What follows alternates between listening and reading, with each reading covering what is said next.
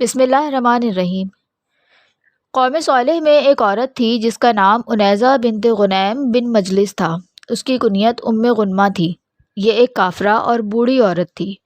اس کا خاوند زواب بن عمرو تھا اور وہ بھی بتوں کا پجاری تھا۔ ان کی 4 بیٹیاں تھیں اور یہ آدمی سرداروں میں سے تھا۔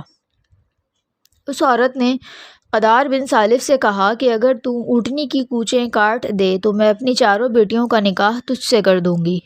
قدار بن سالف سرخ رنگ کا اور میلی آنکھوں والا تھا۔ کہا جاتا ہے کہ وہ ولد الزنا تھا اور سالف کے گھر پیدا ہوا تھا، مگر حقیقت میں وہ سیبان نامی آدمی کا بیٹا تھا۔ غنمہ کے لالچ کی وجہ سے قدار بن سالف اس کام کے لیے تیار ہو گیا۔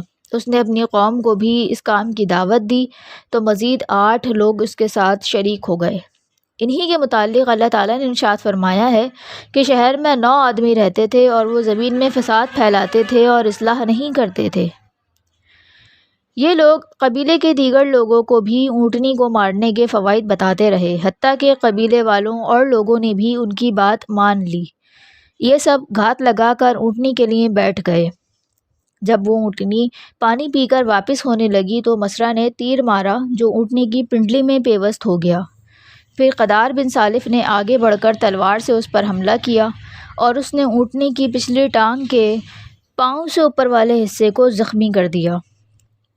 اس حملے سے اونٹنی زمین پر گر پڑی اور ایک زوردار آواز نکالی تاکہ اس کا بچہ خطرے سے محفوظ رہنے کے لیے کچھ ہیلا یا بہانہ کر سکے۔ پھر قدار نے اونٹنی کے سینے پر نیزہ مارا اور اسے مار ڈالا۔ اونٹنی کا بچہ بھاگ کر پہاڑ کی محفوظ چوٹی پر چڑھ گیا اور 3 دفعہ زور سے آواز نکالی۔ سورہ شمس آیت نمبر 12 سے 15 میں ارشاد ہے، جب ان میں سے ایک بہت بڑا بدبخت اٹھا، اللہ کے رسول صالح نے ان سے کہا کہ خدا کی بھیجی ہوئی اونٹنی اور اس کے پانی پینے کی باری سے ڈرو، مگر انہوں نے پیغمبر کو جھٹلا دیا اور اونٹنی کی کوچیں کاٹ ڈالیں، تو خدا نے ان کے گناہ کے سبب ان پر عذاب نازل کیا اور سب کو ہلاک کر کے برابر کر دیا، اور اس کو ان کے بدلہ لینے کا کچھ ڈر نہیں ہے۔ اللہ تعالیٰ نے قوم صالح کو یہ اونٹنی نشانی کے طور پر دی تھی اور اس کو نقصان پہنچانے سے منع کر دیا تھا، مگر انہوں نے اپنے رسول کی مخالفت کی اور اونٹنی کو قتل کر دیا اور عذاب کو جلد طلب کیا۔ اس لحاظ سے وہ سزا کے حقدار قرار پائے۔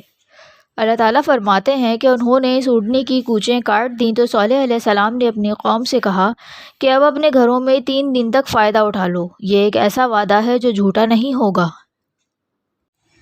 قصص الانبیاء مکمل سننے کے لیے اس چینل کو سبسکرائب کریں اور دوسروں کے ساتھ ضرور شیئر کریں۔